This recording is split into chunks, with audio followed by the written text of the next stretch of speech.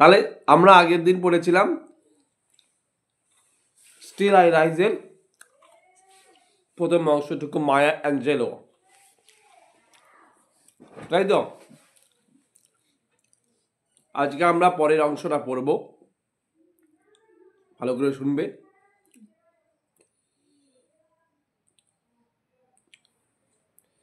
আগের দিন আমরা কটা প্যারাগ্রাফ পড়েছিলাম? 5টা নাকি? হ্যাঁ, 5টা প্যারাগ্রাফ পড়েছিলাম। আজকে তারপর থেকে শুরু করছি। You may shoot me with your words. তোমরা আমাকে, ইউ মে শুট, শুট মানে কি তোমরা তো জানো, বলো। শুট মানে কি? শুট মানে গুলি করা। ইয়েস, শব্দ করতে হবে তো। বলছে তোমরা আমাকে গুলি করতে পারো উইথ ইউর ওয়ার্ডস। ওয়ার্ডস মানে কথা, তোমাদের কথা দিয়ে। তোমরা আমাকে বিদ্ধ করতে পারো, গুলিবিদ্ধ করতে পারো তোমাদের কথা দিয়ে।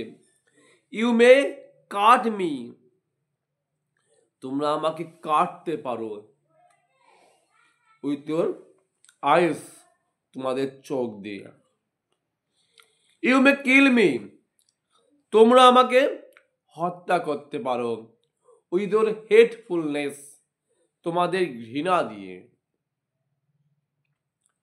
বাট স্টিল, কিন্তু তবুও, লাইক এয়ার, বাতাসের মতো, আই উইল রাইজ, আমি জেগে উঠব। এবার এখানে একটু বোঝাই। বলেছি you may shoot me with your words, তোমরা আমাকে গুলিবিদ্ধ করতে পারো তোমাদের কথা দিয়ে। এটা কিভাবে সম্ভব? কিভাবে সম্ভব এটা? দেখ, কথা দিয়ে মানুষকে গুলিবিদ্ধ করা যায়, আঘাত করা যেটাকে বলে। মানে ভালো কথা, একটা কথা সেটা ভালোভাবে বললে হয়। কিছু কিছু মানুষ আছে, তারা এমনভাবে বলবে, দেখবে সেই কথাটা যেন অনেকটা লাগে অন্তরে। সেটাই হচ্ছে কথা দিয়ে গুলিবিদ্ধ করা। মালিক চাকর সম্পর্ক থাকতেই পারে, তাই বলে মালিক চাকরের সাথে একটু ভালোভাবে কথা বলতেই পারে, কিন্তু ম্যাক্সিমাম কথা দেখা যায় মালিক চাকরের সাথে এত খারাপভাবে কথা বলে, কখনো ভাবে না যে এও তো একটা মানুষ, তাই তো? সেটাই হচ্ছে কথা দিয়ে যে গুলি আঘাত করা, সেটা হচ্ছে গুলিবিদ্ধ করা। তারপরে কি বলছে? You may cut me with your eyes, তুমি তোমার চোখ দিয়ে আমাকে কাটতে পারো। এটা কেমন? এমন ভাবে তাকানো যেন আমাকে কেটে ফেলছে, তাই না? যে আমি এখন তাকাবো, দেখ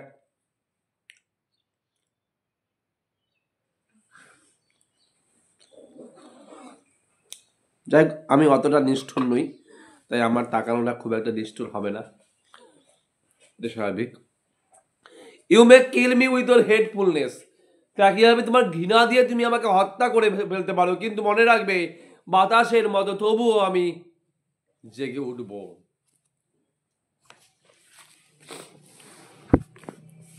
Does my sexiness upset you?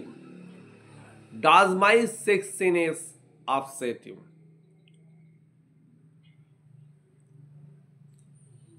বলছে আমার সেক্সিনেস মানে শারীরিক চেহারা, শারীরিক সৌন্দর্য, বুঝা গেল? আমার শারীরিক সৌন্দর্য তোমাকে বিচলিত করে? আমার শারীরিক সৌন্দর্য কি তোমাকে বিচলিত করে? Does it come as a surprise, এরা কি তোমায় অবাক করে, অবাক করে তোলে? মানে আমার এই যে শারীরিক সৌন্দর্য, ফিজিক্যাল বিউটি, এটা কি তোমায় বিচলিত করে? মানে কি এটা দেখে তোমার হিংসা হয় যে আমি এত সুন্দর, আমার শারীরিক সৌন্দর্য তোমাকে কি অবাক করে তোলে? That I dance like I have got diamonds, যে আমি নাচি এমন ভাবে যেন আমি পেয়ে গেছি কি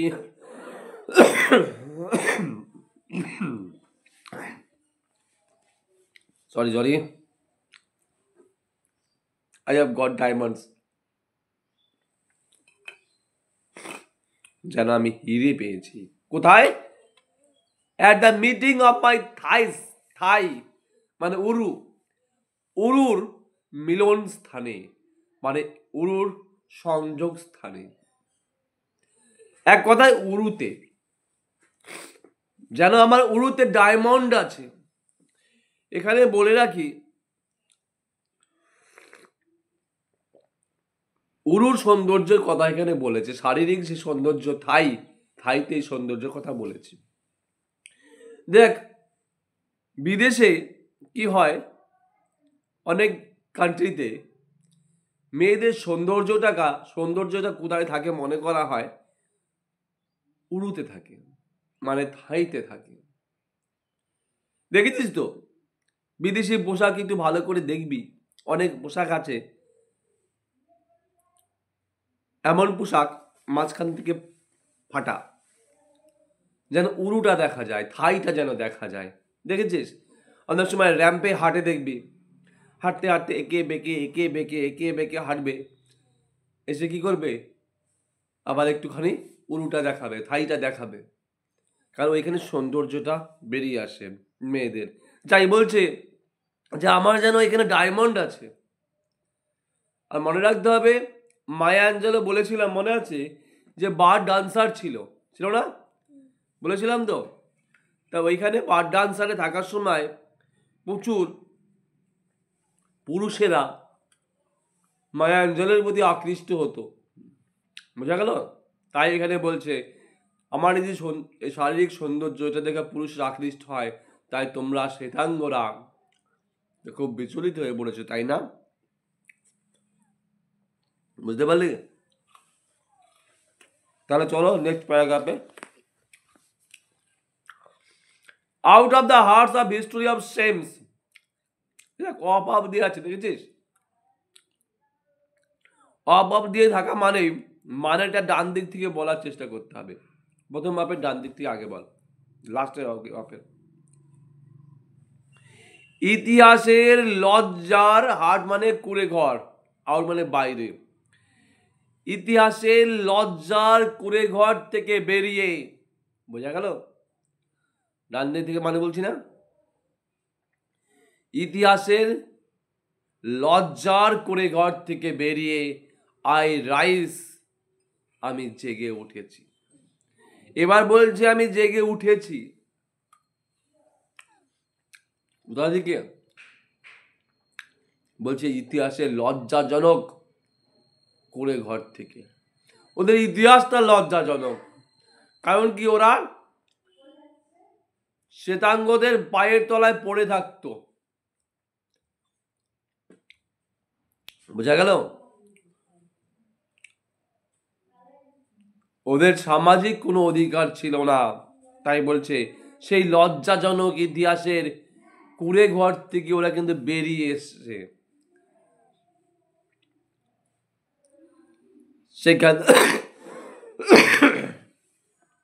সেখান থেকে বেরিয়ে আমি জেগে উঠেছি, আপ উপরে উঠে এসেছি। ফ্রম এ পাস্ট, একটা অতীত থেকে, দ্যাটস রুটেড ইন পেইন, যার শেকড় গাঁথা ছিল যন্ত্রণার মধ্যে। ওদের আগের জীবনের কথা বলছে, সেই অতীত জীবন থেকে আমরা বেরিয়ে এসেছি, যেই অতীত জীবনের শেকড়টা কোথায় ছিল? যন্ত্রণার মধ্যে ছিল, কষ্টের মধ্যে ছিল। ওদের প্রথম জীবনটা যন্ত্রণায় কেটেছে, কষ্টে কেটেছে, সেই কথাটা এখানে বলছে।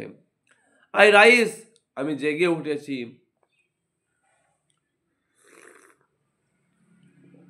কিন্তু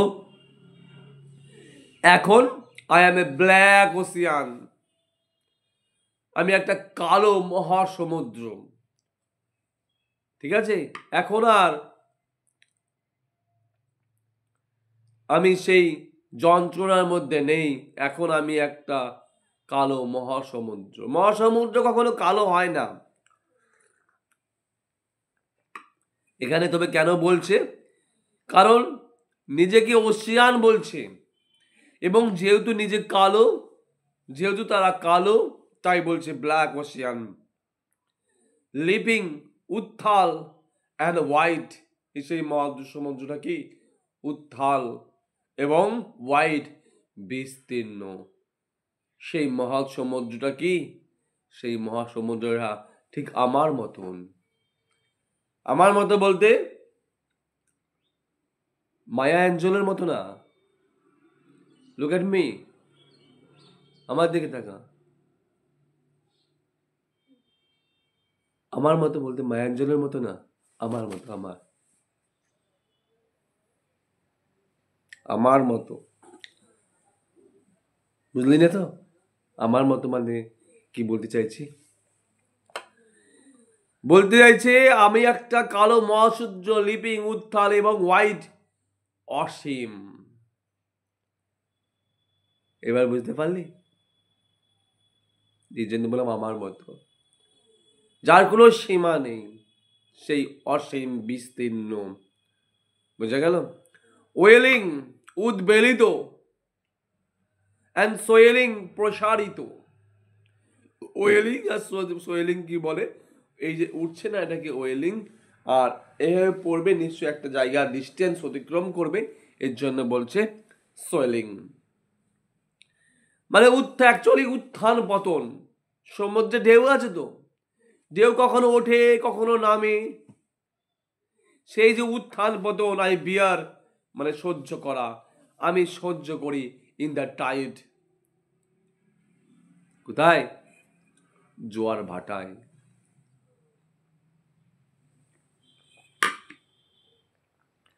সমুদ্রের যে উত্থাল, সমুদ্রের যে সোয়েলিং অ্যান্ড ওয়েলিং, সেইগুলো আমি সহ্য করি। মানে এগুলো একটা আঘাত, তো সেই আঘাতটা সহ্য করছে মহাসমুদ্র। ঠিক একইভাবে মায়া অ্যাঞ্জেলো বা কৃষ্ণাঙ্গরা বহু বছর ধরে নানা উত্থান পতন এরা কিন্তু সহ্য করেছে।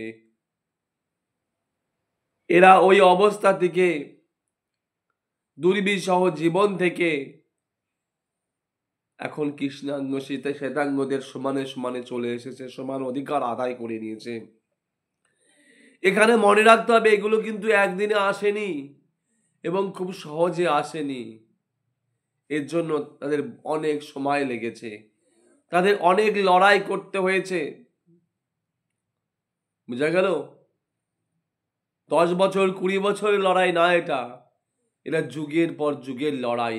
এই লড়াই কৃষ্ণাঙ্গদের এখনো চলছে।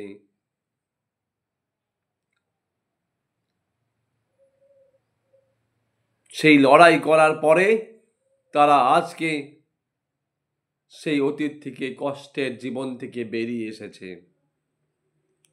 বুঝা গেল? তার জন্য তাদের সহ্য করতে হয়েছে অনেক আঘাত, এখানে সেটাই কিন্তু বলা আছে। তারপরে দেখ,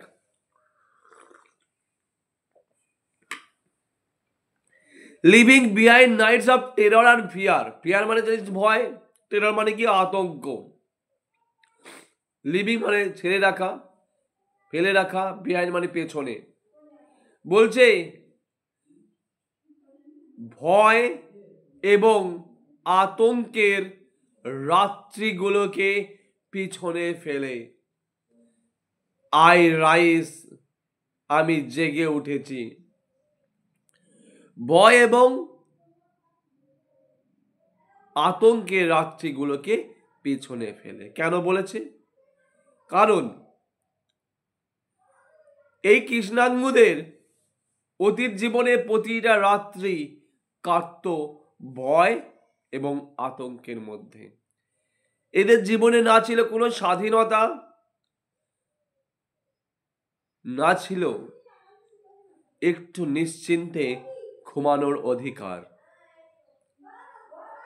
কখন কৃষ্ণাঙ্গ শ্বেতাঙ্গরা এদের উপরে আক্রমণ করবে তার কোনো সময় ছিল না। আগেই বলেছি, শ্বেতাঙ্গরা কৃষ্ণাঙ্গদের ওপরে জোর জুলুম করত, যখন যা খুশি করত। দেখা যেত এরা যে ঘুমিয়ে আছে তো ঘুমাবে।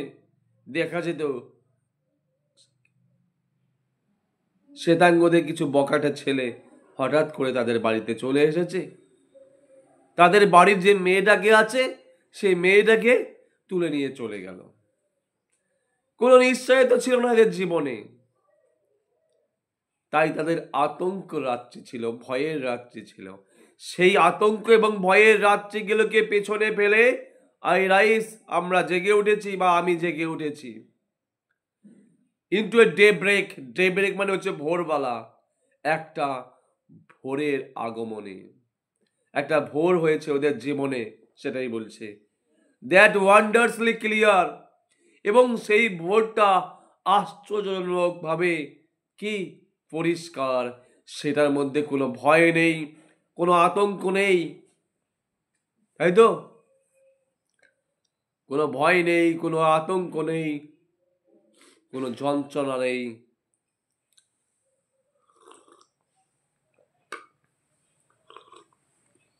আই রাইজ আমি জেগে উঠেছি।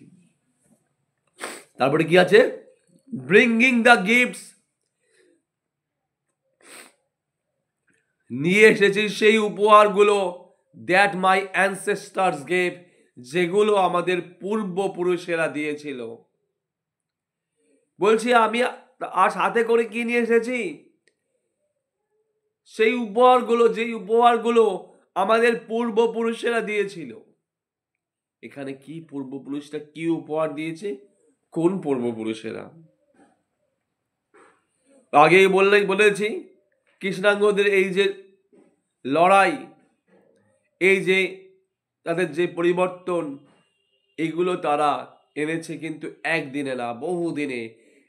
ওদের জন্ম প্রজন্ম, এক প্রজন্ম থেকে আরেক প্রজন্ম, এভাবে কিন্তু ধ্বংস হয়ে গেছে, মৃত্যুবরণ করেছে। ওরা এই লড়াই করতে করতে করতে করতে এই জায়গাটায় এসেছে। তাই সেই সমস্ত পূর্বপুরুষরা যে উপহার দিয়েছে সেই উপহারগুলো নিয়ে এসেছি। কি সেই উপহার? সাহস, লড়াই করার মানসিকতা, ইচ্ছা শক্তি, তাই তো? জেদ, যেগুলি ছাড়া কৃষ্ণাঙ্গরা কোনোদিনই শ্বেতাঙ্গদের সাথে লড়াই করতে পারত না, যেগুলি ছাড়া তারা নিজেদের অধিকার কোনোদিনই আদায় করতে পারত না, সেই সমস্ত উপহার। অদম্য জেদ শক্তি, লড়াই করার মানসিকতা, অদম্য সাহস, তাই তো? ইচ্ছা শক্তি, জেদ, এই সমস্ত কিছু সেই অ্যানসেস্টারদের গিফট। এবং এই গিফট, এই গিফটগুলো সাহায্যেই তারা কিন্তু আজকে এই জায়গায় চলে এসেছে। শেষে বলছে আই অ্যাম দ্য ড্রিম, আমি হচ্ছে স্বপ্ন, and the hope of the slave, এবং দাসেদের আশা। আমি দাসেদের স্বপ্ন, আমি দাসেদের আশা। দাসেদের কেন বলছে? কাদের বলছে? ওদেরই বলছে, কৃষ্ণাঙ্গদেরই বলছে। কারণ আগেই বলেছিলাম কৃষ্ণাঙ্গ তার কি ছিল? আগে আগে দাস ছিল, দাস। এদের শ্বেতাঙ্গরা এদের দাস বানিয়ে রাখতো। তাই বলছে আমি হলাম দাসেদের স্বপ্ন, আমি হলাম দাসেদের আশা। আই রাইস আমি জেগে উঠেছি, আই রাইস আমি জেগে উঠেছি, আই রাইস আমি জেগে উঠেছি। শেষ হয়ে গেল আমাদের স্টিল আই রাইস, তবুও আমি জেগে উঠেছি। সবাই বুঝতে পারলি? ক্লিয়ার? কোনো প্রবলেম নেই তো? ঠিক আছে।